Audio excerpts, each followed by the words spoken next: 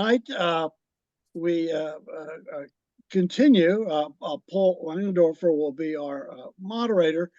What is it? Two in the Field is the title of this book by Darryl Brock, which is the sequel to If I Never Get Back, or at least the continuation of If I Never Get Back. And it heads in different directions, although it has some of the same characters and is premised much on the earlier book. So, Paul, we will let you open up and we'll get started here.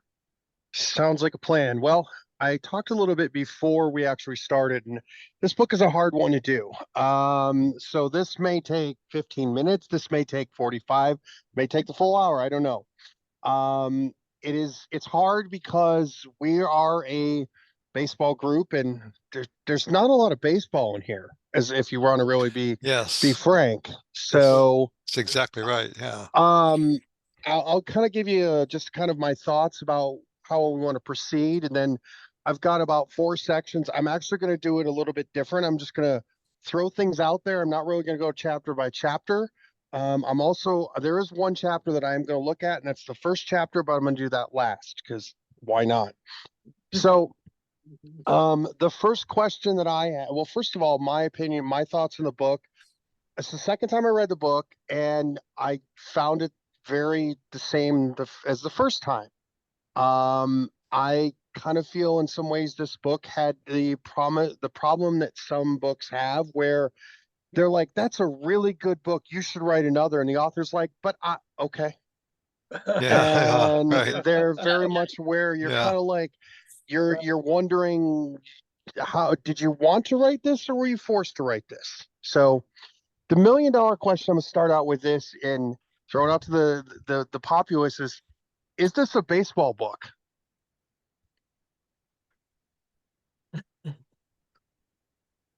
I mean, all right, I'll jump in. Okay. All right, I think the book suffers from sequel syndrome. There you go. I got my hopes up because I loved the first one. I said, okay, the second one right away and all that. And all right, I got into it. It was okay. But yes, it is less baseball. That seems to be an underlying current. But as far as your question there about, was he forced to or was he inspired to? That's a very good question. I think that he was inspired to it. I don't think he was forced to, because I think what happened with the book was he put in too many other things. He went off on different tangents and different unique little corners of the story, almost to the point of not so much avoiding baseball, but neglecting it.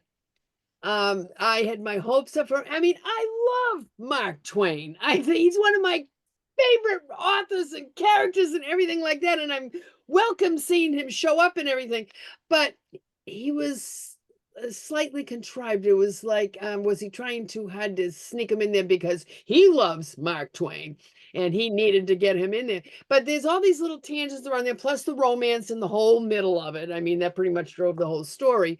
I would have appreciated more baseball, less with the Irish insurrectionists and God, whoever else was there. I don't know, Buffalo Bill. And the whole bit. All right, I'll let Custer, him.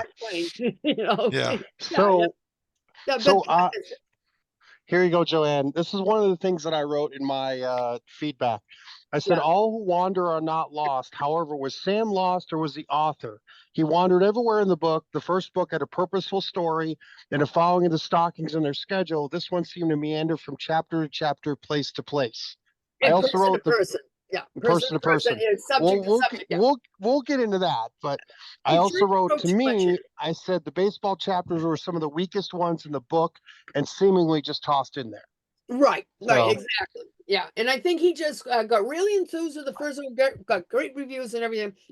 But then he had all these little pieces left over that he wanted to do something with. And so he wrote another book for that, the benefit of writing all those little things. Oh, yeah, that's right. This is baseball, isn't it? I'm supposed to have baseball. But there were all these other things that he wanted to use as well.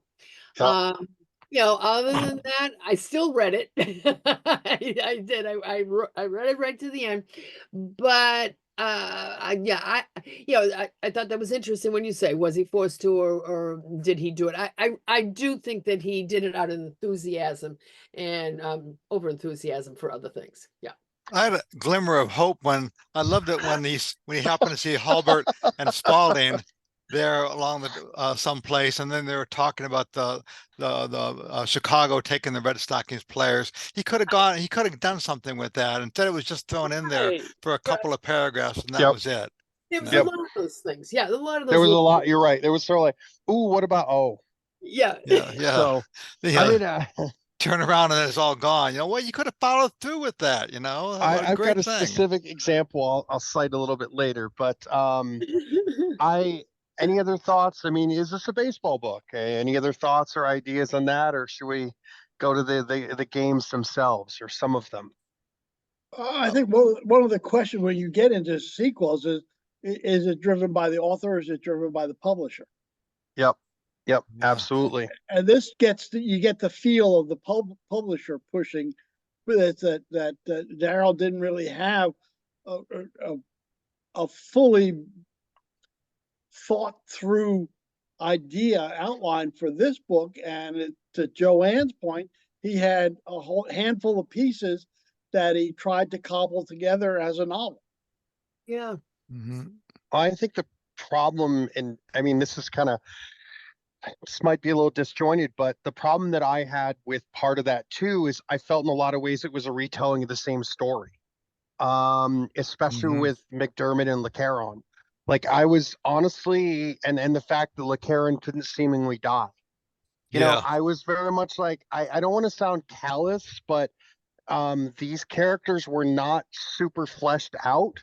This is not George R.R. Martin who writes, 500-page novel of one character and then kills them on page 501. So these are not very fleshed out characters. I would have almost felt better that if he had done something a little different. Maybe it's, I don't know, he finds another villain, finds another whatever have you. He kind of does, but I don't know. So, Mhm. let me throw this out here for you. So let's talk about the baseball games themselves, or at least one of them that I'm going to kind of look at. I did like the fact that he chose the Keokuk Westerns versus the St. Louis Red Stockings on May 8th of 75. I thought that was neat. I love the idea of the family finds him and they take him to town and they're going to see the game. I also Mhm. liked it when they played on the 4th of July in the actual camp. I thought those were really kind of neat. I'm actually playing vintage ball on the 4th, up in Fort Laramie. So I think that's neat. But let me ask you guys this. And I'm gonna pick on, Bob or Peter, you guys that have the really super great intimate game knowledge. Why was this game chosen? And could there have been a better game or more appropriate game that could have been chosen?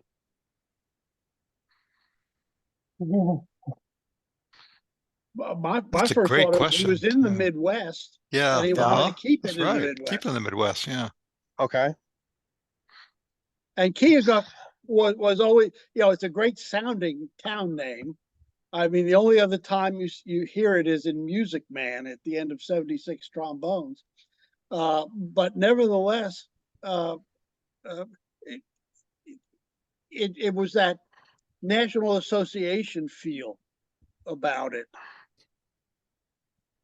Well, and Keokuk's just a small town, and that's the point. But I got as soon as I heard the name because I'm from the Midwest, and I thought, well, let's kind of have it evokes a whole image, well, like the Music Man of small town Iowa, Mason City, so to speak, and everything. So, Well, the barnstorming image too of yeah. the stockings coming. But do you think there could have been? I don't know. Is there any other notable games that maybe would have stood out or maybe made it even more interesting? I mean, the whole purpose, the whole concept of the first book was these are the Red Stockings and these are their travel games and these are important games. The Yeah. first game we come into in 1875 is, and I'm going to pardon my French, but some random game in the middle of nowhere. So, any thoughts on that? What if he had taken Rockford playing in Chicago? Yeah. or something of that, because Spalding would have been because you got baseball tends to be driven by star power, or at least the player drives it. And St. Louis and Keokuk, I don't know that a whole lot of us have the baseball cards of those guys. So Yeah. I'm gonna jump right in there because you gave me a great segue to my next question, and I'm actually gonna pick on Joanne for this one because I have to. Joanne, how would the book have looked if he or developed if he had dropped with Andy first in the Red Stockings in Boston? How do you think that would have played out? You talked about you just talked, Bob, about the star power. Well, what if he had started this book and, all of a sudden he comes back in and he comes out of his car accident and he's sitting in the grounds and there's Andy and there's Harry. Would that have made it better book, a different book? Different venue, location, and all. Perhaps Darryl Brock was a little more familiar with West and Midwest than he did with a formidable Boston theme. A lot more stuff going on there if he ended up in Boston. But I think, I don't know, I think I kind of like the frontier, scrappy attitude out in the West and the Midwest, out in Keokuk, as you mentioned. And I don't think it makes a total big difference on that, but it requires a very close understanding about the environment that you have chosen to place them in. And I'm wondering if Darryl Brock is more comfortable in that environment and less familiar with one of the formidable, like New York and Boston. Yeah, I mean, those big areas where you're going to place the story. I kind of liked that touch of a hinterland theme to it. And that opens up great possibilities and all kinds of poetic license that you can work into it. And, I mean, he did kind of touch a bit to the West, on part of the story. So, and I think maybe also that's what really saying to him. Yeah, there's an infinite number of possibilities on locations and and gathering your characters and all. And I think that he chose that particular environment because he's probably more familiar with it. Now, where is Darryl Brock from? If it says A San Francisco area. all right, okay. Well, didn't we kind of like He was living in Oakland or San Francisco when he wrote right, If I Never Get Back. right. Yeah. So I don't know whether it's just that he picked an area that he had some familiarity with, regardless of whether he lived there or whatever, but his interest was there. And perhaps he can be more creative in that hinterland Midwest environment, more so than he would have questions from people who would pick at his historical facts and everything if he was in a more highly scrutinized area. And I think he had a little bit more freedom with what he was doing. There's more freedom out there. I have a theory on the hinterlands, and I'll get to it in a moment. But anybody else want to comment on, was it a good, was there a better starting point? Why didn't you start in Boston? Any other thoughts on that? Why didn't you start somewhere else? Yeah. Well, see, as I said, I kind of enjoyed it as kind of a melodramatic story, like his fights at the end, and I love the prairie and the whole Midwest thing. And for me, it was a heck of a good story. He got get caught in the weeds, like spending a whole page talking about the Indian arrows and things like that. Right.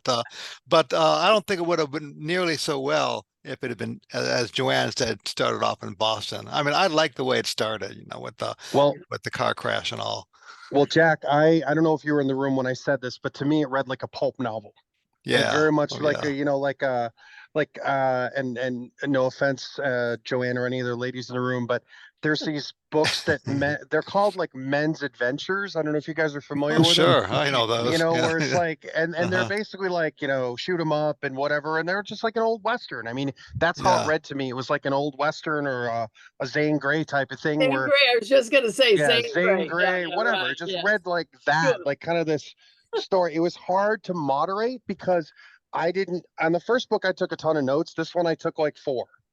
So it was just not, there wasn't a lot of noteworthy to pull out of it. So, I'm going to loop back into my next question. What was the ideal of the book? I mean, I have a theory, but I'd like to see what people think. Was there an ideal? I mean, I think you could say the easy answer is he had to get Cait. Cait, But yeah. was there Yeah. anything other than that? I mean, I may have a dull mind. I couldn't put this book down. Nice. I just got caught up in it. And what I think drove it for me anyway was that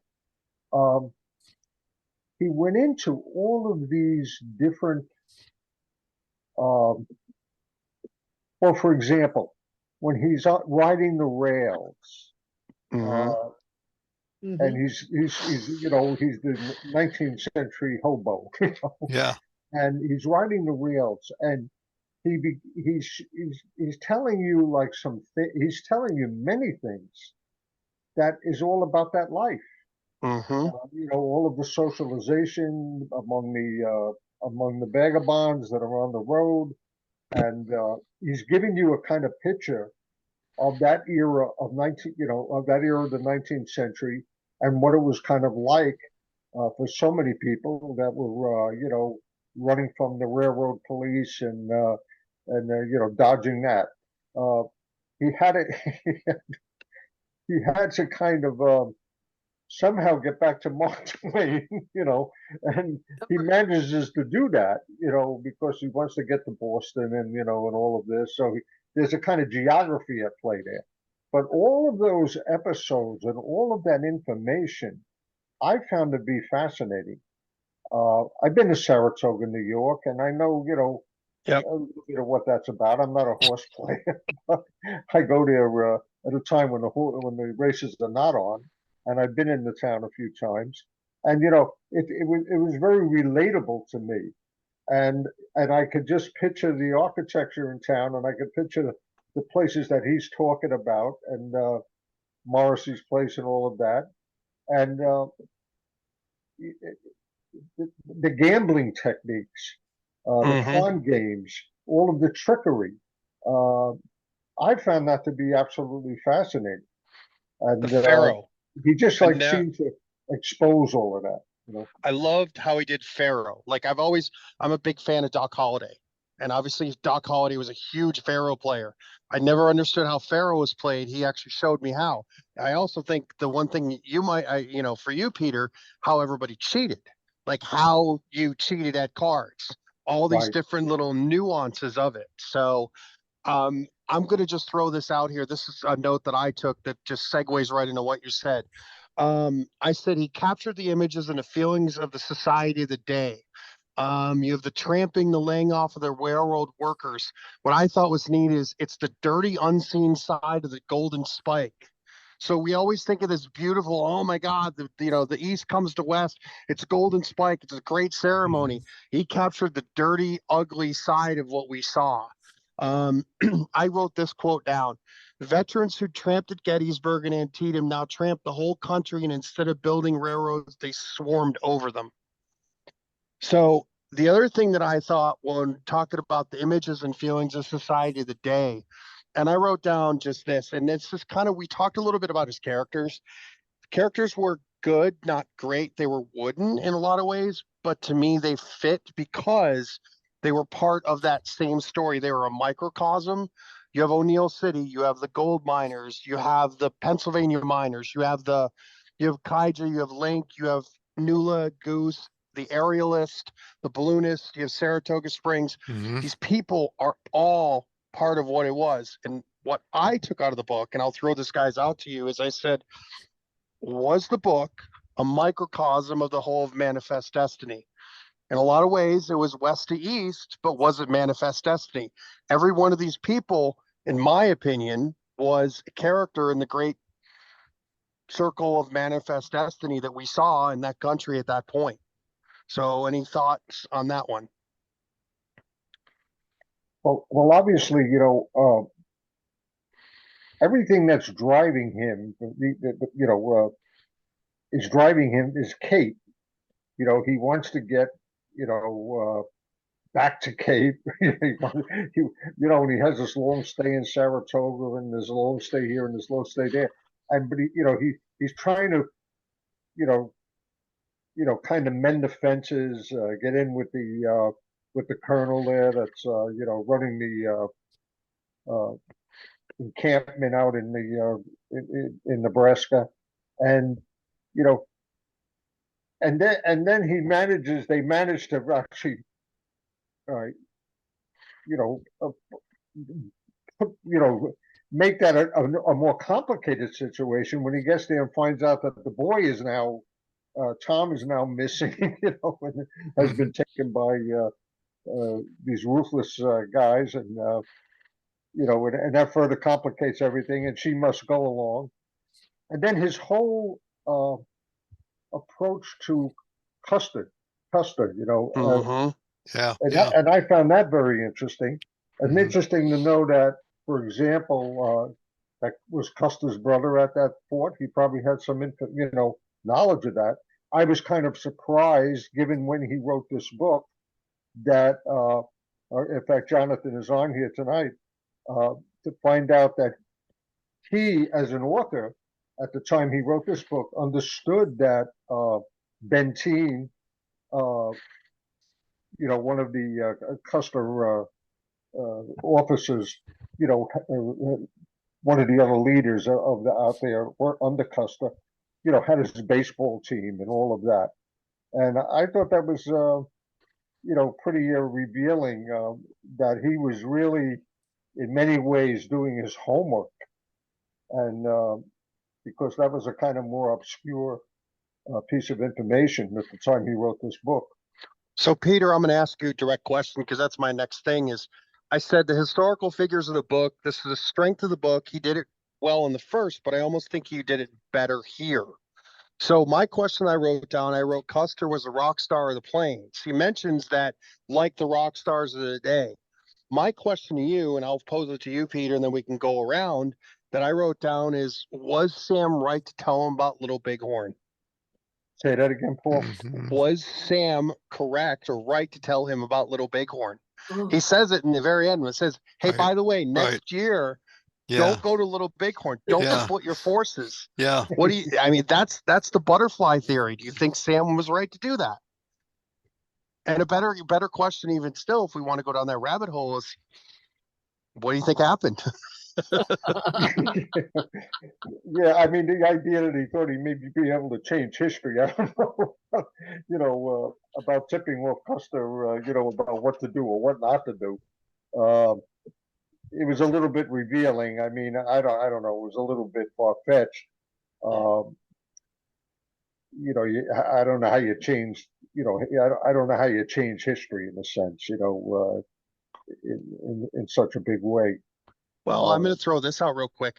So if you remember in the book, and I'm sorry, I didn't mean to interrupt you, but you remember in the book, he had a lot of political aspirations. They talked about that. So if he doesn't die at Little Bighorn, does he go up the chain? Does he become a leader? Does he become president?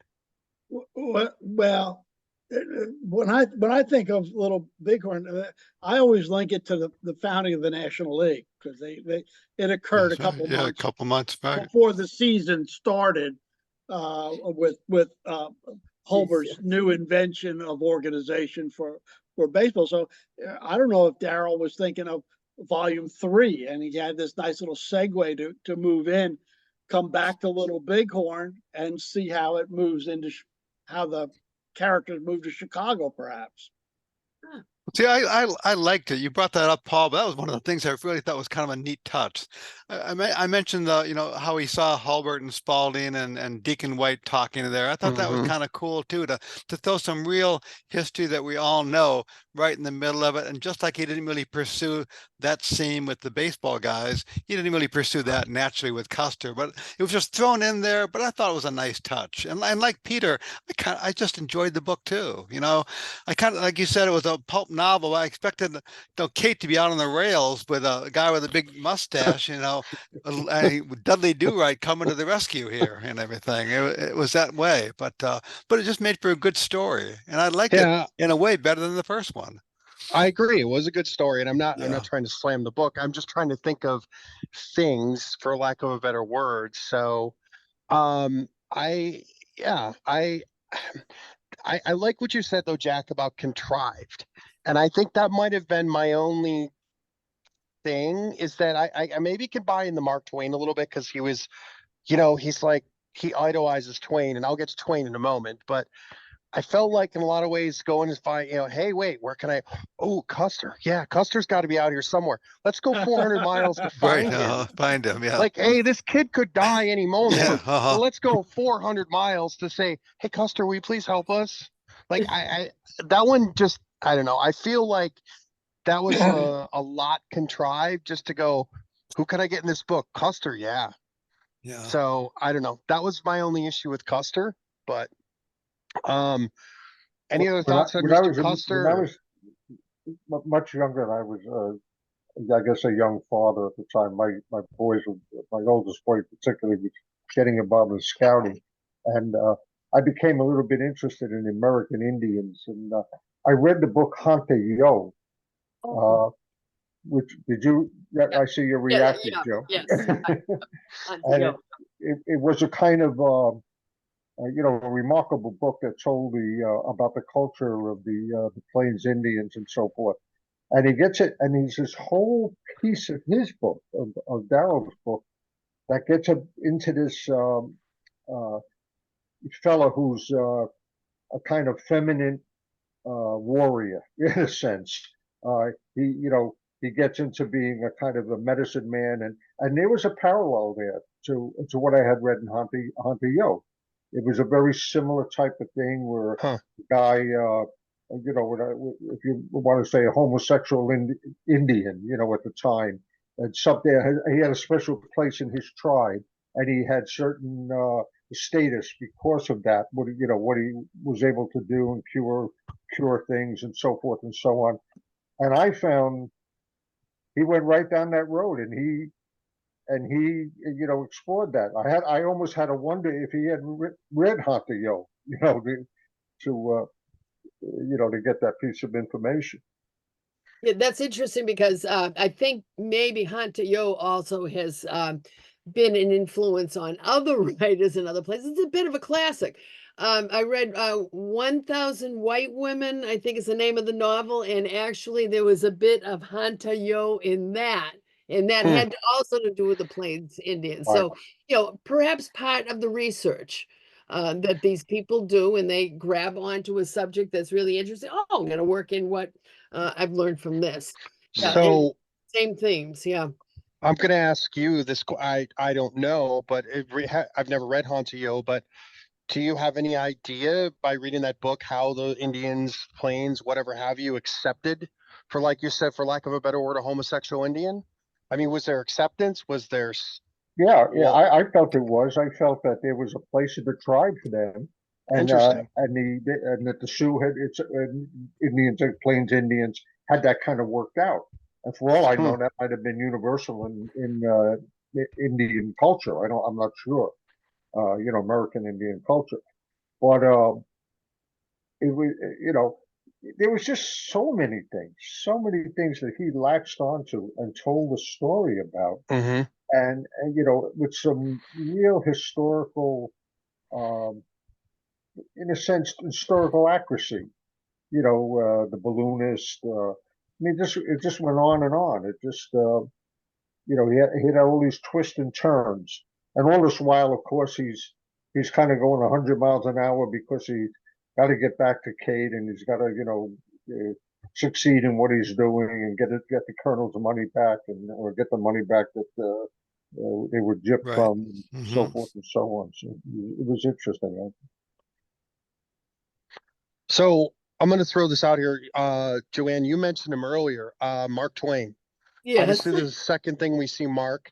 I'm going to throw out what I thought was fascinating about it. And like I said, I think that I think this historical figures, and I'll talk about Mark and I'll talk about someone else too. I think that was one of the strengths of the novel, but I also think there was an opportunity there, which I'll get to. But Mark Twain, I absolutely love the idea of Tom Spence, how it was basically the board at the grounds. And I think that him putting that in there was just such a cool little tidbit. Yeah. The other thing I thought blew me away was when Mark was like, "Hey, let me read this new story I'm writing to you." Like, I don't know, I'm getting goosebumps, but if you guys have ever had the opportunity to hear an author read their work to you live, it is absolutely mind-blowing. If anybody's a fan of Dune or the Dune books, before the new ones came out years and years ago, Kevin J. Anderson is one of the writers. He's like, I'm rewriting this book about Dune. Let me read you guys a chapter. Nobody else had heard it. We're sitting in a room, there's 10 of us, and it was so cool. So like, just to be a fly in the wall, Mark Twain is reading your book. Like, what a hero worship, but such a cool moment. That was one of my favorite moments in the book. Yeah, I'd forgotten that one, but you're right. That was superb. Yeah. Well, isn't that what you'd love to do too? Is to have Mark Twain? I mean, yeah, it's like a fantasy type thing. Oh yeah, all right. What would I like Mark Twain to do? Oh, I'm gonna have him read the story to us and everything. But yeah, I mean, this is like so many of these little points that were in the book and everything. And what I said in the beginning is that there was so much in here. It seemed as like he was thinking about all of these things. They were in the back of his mind when he wrote the first book, and he had all these kind of like leftover things that he didn't want to forget about or lose. And well, I'm going to write a second book and use all those little bits and pieces that I had left as scraps on the floor, and we're going to pull them into the story and create the sequel. I don't blame him for that. I still liked it anyway, even if it was so packed full of these tiny little factoids floating all over the place.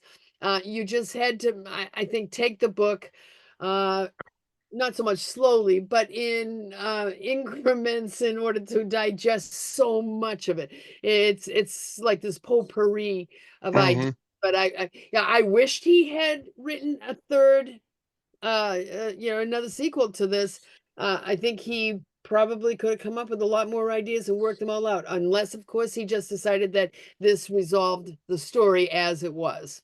Well, I would have liked to seen. Sorry, real quick. What I would have liked to seen in the sequel is I would like to have followed Tim. Like, that's what I would have liked to have seen. Like, what happened? I like Tim too. Yeah. Yeah. I'm sorry. Were you going to say something, Woody? Did I cut you off? I'm sorry? Oh, I thought I cut you off. I apologize. I didn't. Oh, I don't know if you're going to say something. I thought it was kind of touching that Sam really wanted to have Tim as part of his family. He had his that was his own relationship with his daughters wasn't all that great, I guess, and which kind of made me feel sad and all, and that's why he really wanted a family himself, and here Tim really wanted to be with him too. It was kind of a nice little side plot there. I gotta find my book. I was gonna look up a quote, but sorry. So while I'm looking for my book, because I want to read a quote based on what you said, Jack. Give me 1 second here. Come on.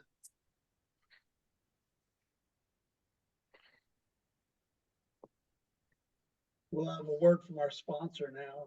Yeah, okay. In chapter 7, he says, as they disputed mildly, I envied them their love and their family bonds and felt the sadness welling up again. Yeah, that's exactly right. What if I couldn't find Cait? Then I would have had sacrificed my previous life, my daughters, for nothing. Yeah. And this is when he's meeting Mark Twain and Libby. Yeah. So, or Livy, excuse me. Any other thoughts on Mr. Twain, or should we move to another historical central figure in this book? Well, here you mentioned Libby. Here's Mark Twain putting the moves on Cait, and Libby has to steer him away. I think that was more of a grandfather, like, "Hey, how you doing?" Yeah. I don't know. I kind of think that was more of a tongue-in-cheek thing to me. Okay. So how about this? What do you guys think of Crazy Horse and his portrayal? My 2 cents on Crazy Horse. First of all, I thought the coolest thing that I thought about it, and I don't know if I assume this is true, but I had no idea that Native Americans had different arrows for each I know it. individual. I thought that was mind blowing. Yeah. And then, but the only problem that I love how it played out. I love that, we had Goose telling like the kind of the story and how they're related and all this, et cetera, et cetera. And then instead of Colm in the first book, and Colm did come in this book too, but it was Crazy Horse that really stepped it and saved the day. But that also brings up another problem with me where it was very much kind of like Custer, where it's contrived. Like, hey, there's Crazy Horse, let's put him in the tree. And that was the only problem that I kind of had, where it was very much like, I don't know, he just plugged and played. So I don't know. What do you guys think of Crazy Horse's portrayal in this book? Well, some of it, I thought he knew something about a topic, so he thought he'd throw it all in there, including the kitchen sink.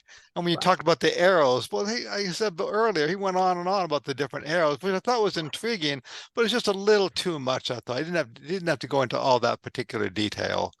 I went to the Crazy Horse Monument in South Dakota, in the Black Hills there, and it was there wasn't. I guess now it's finished, but when I saw it so many years ago, It'll now be I guess, years ago. It'll make probably years 40. before it'll be finished. Yeah, are they finished it? No, No. they're not even close. Not even close, yeah. When our great grandchildren are around, it'll be finished. Maybe that's it. But I remember, thinking like, wow, this is well, we were going out to Philmont, the scout camp in New Mexico, and it was a road trip. It was by bus, so we were making these stops along the way, and that was one of the stops. Mount Rushmore, and then the Crazy Horse Memorial. Crazy Horse holds a certain, I want to say, in a sense, he holds a certain place in American history, and certainly in Native American history. He's an individual, I think, that was deserving to be in this book as much as Custer was deserving to be in this book. And I thought that was my kind of take on it. He was an important person. He represented something that almost mystical. He was really murdered. It was kind of terrible ending for him. But it was an interesting from that perspective that he chose to kind of bring him into the story and make him a figure, and tell a story about him. Any other thoughts or ideas on Crazy Horse, or any other historical figures maybe we missed?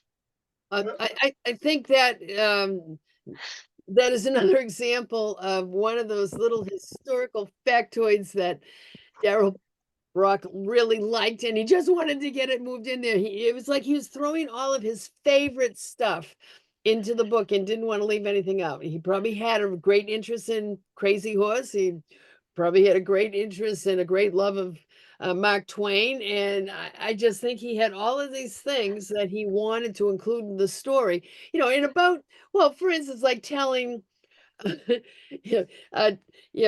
telling him not to go to Little Bighorn. Okay. All right.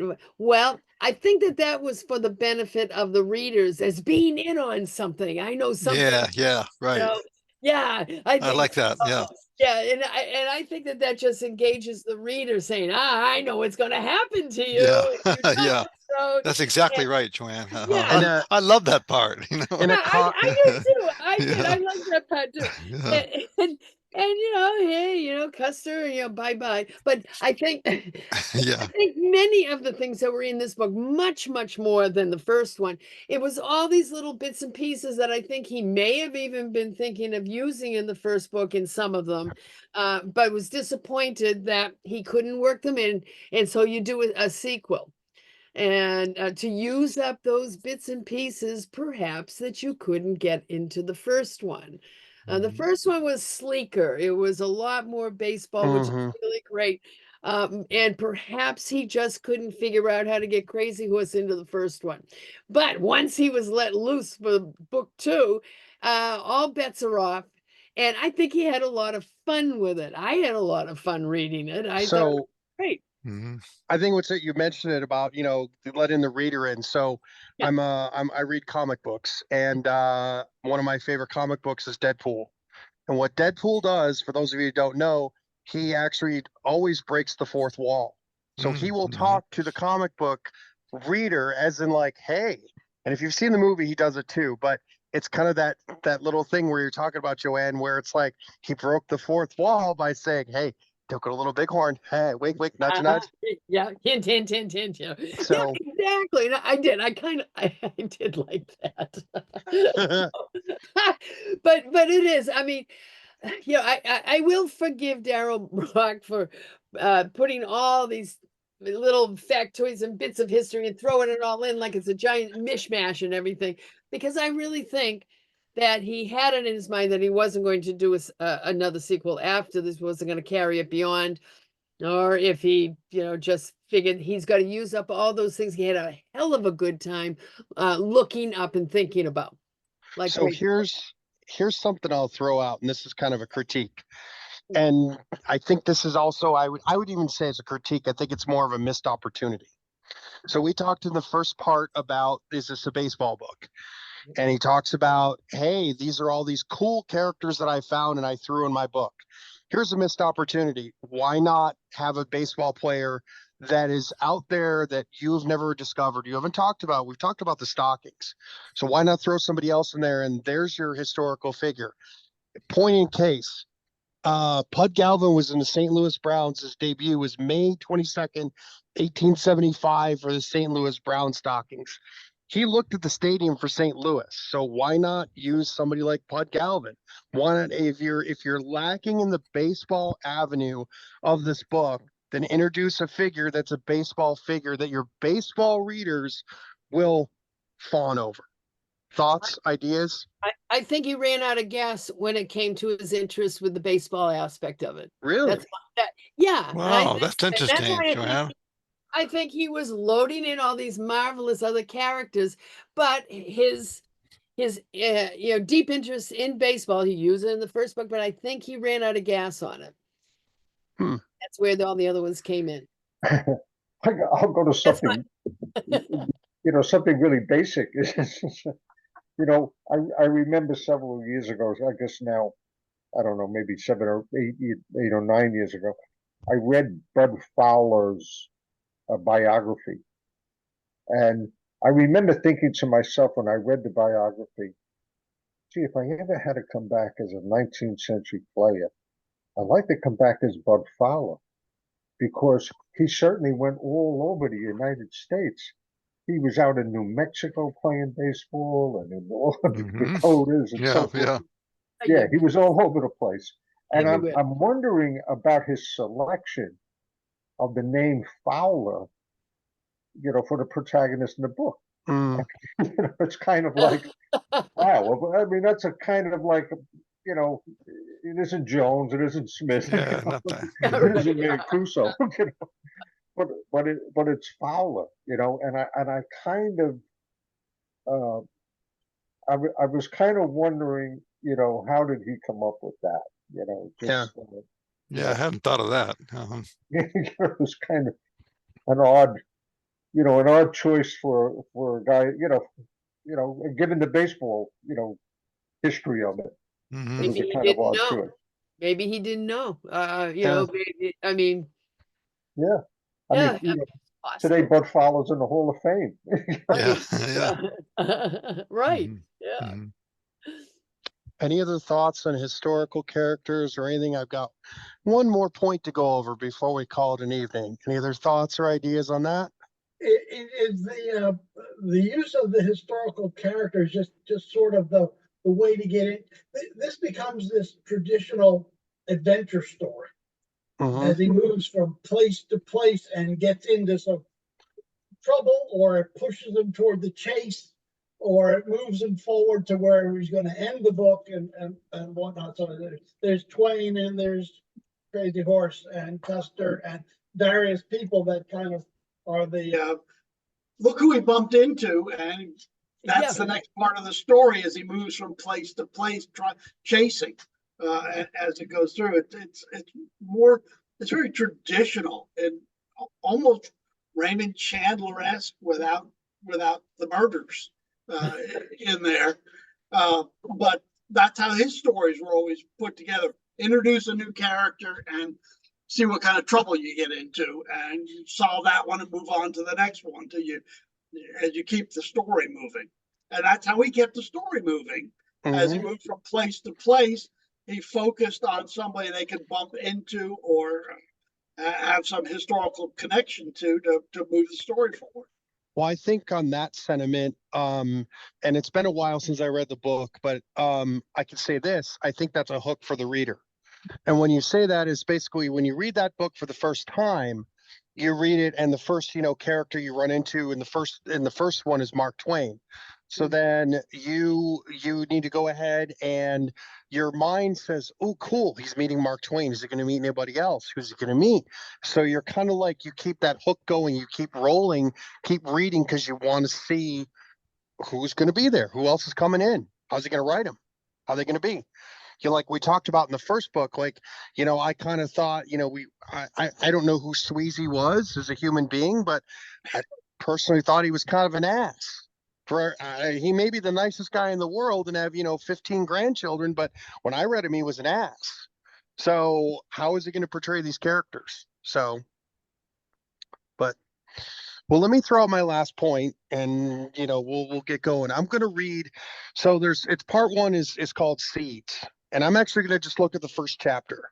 And then I'm going to read two quotes and I'm going to ask you why I picked these quotes and why do you think this is my favorite chapter in the entire book?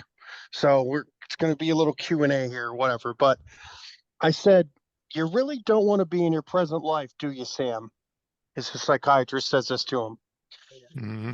And then Sam says, I'd found boon companions of a sort that didn't seem to exist now. Had adventures that no longer could happen, felt a wild, raw sense of vitality.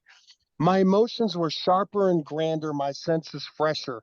I missed sensations like the odor of wet leather in the early, I'm getting goosebumps reading this. In the early morning, the clink of milk cans as they were delivered, the raucous crowing of roosters, even in the hearts of large cities, the clatter of hooves and wheels on cobblestones. So my question to you, the assembly, is why did I pick those two quotes and why is this my favorite chapter in the book?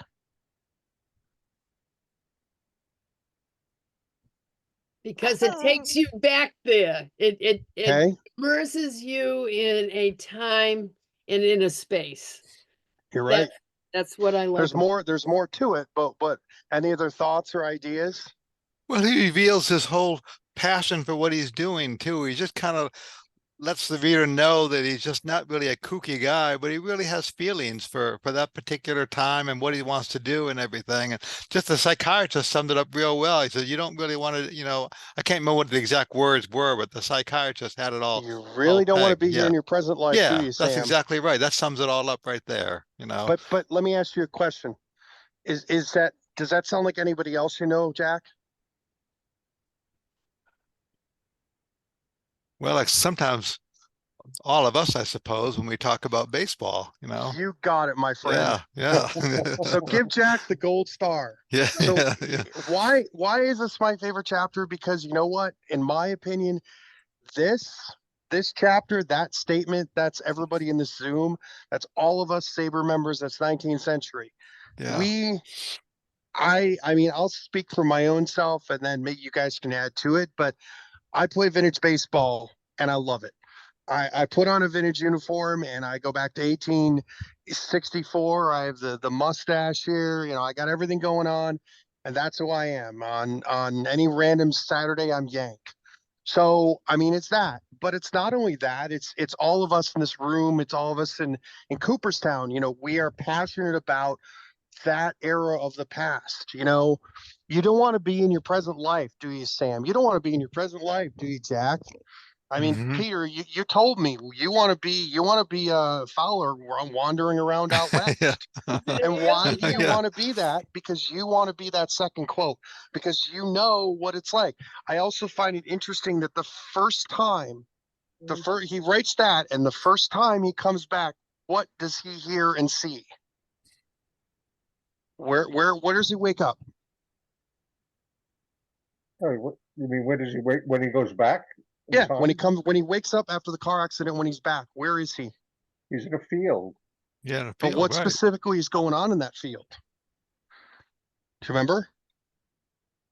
Well, I remember the farmer coming along with the Yeah. wagon. The farmer in the It's a- wagon, right? And the It's boy. it's a prairie chicken lek. Remember that? Where the prairie Right. chickens are drumming and booming. If you guys have ever seen that, it's pretty amazing. But Oh, he that's talks right. about the senses. He talks about all these senses out here. And the first sense that he wakes up to is the booming of a prairie chicken and the smell of that sage out there in the west. So Right.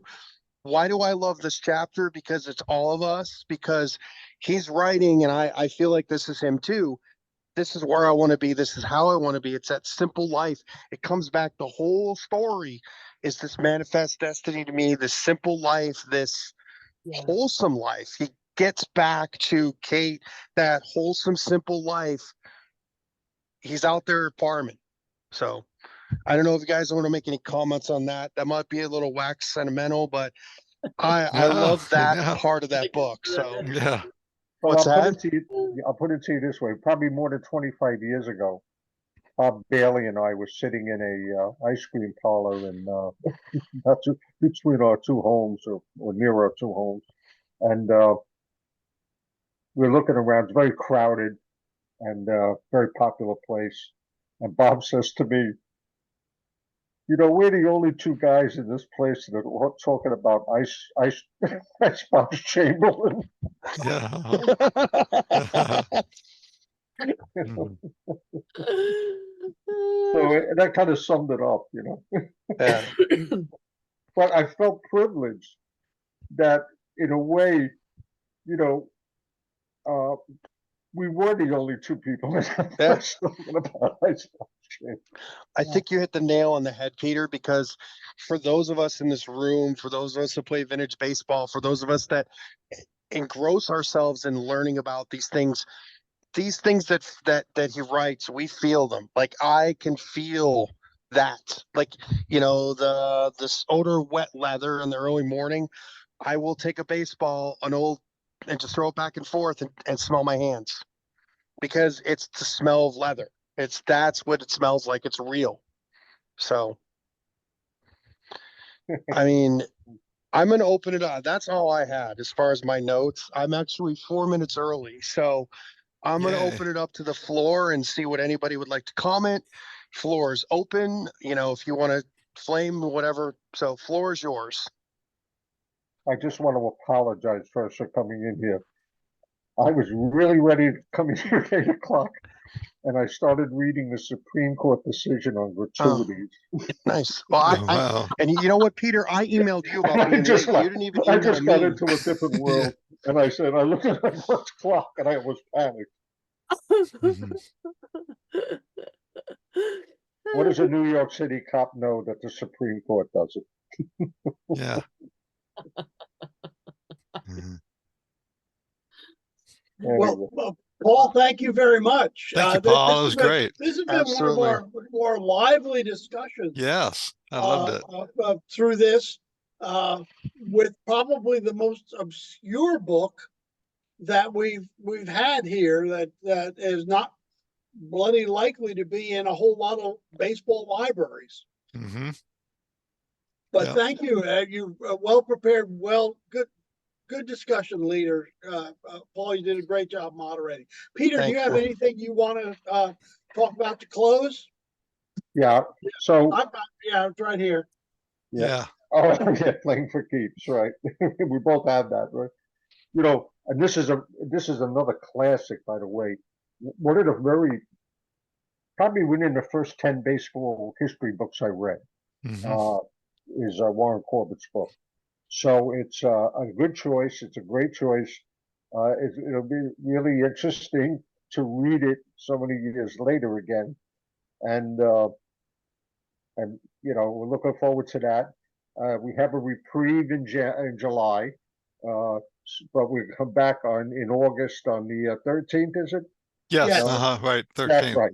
13th of August with Jack Bales. Yeah. And with Playing for Keeps by Warren Goldstein. I'm sorry.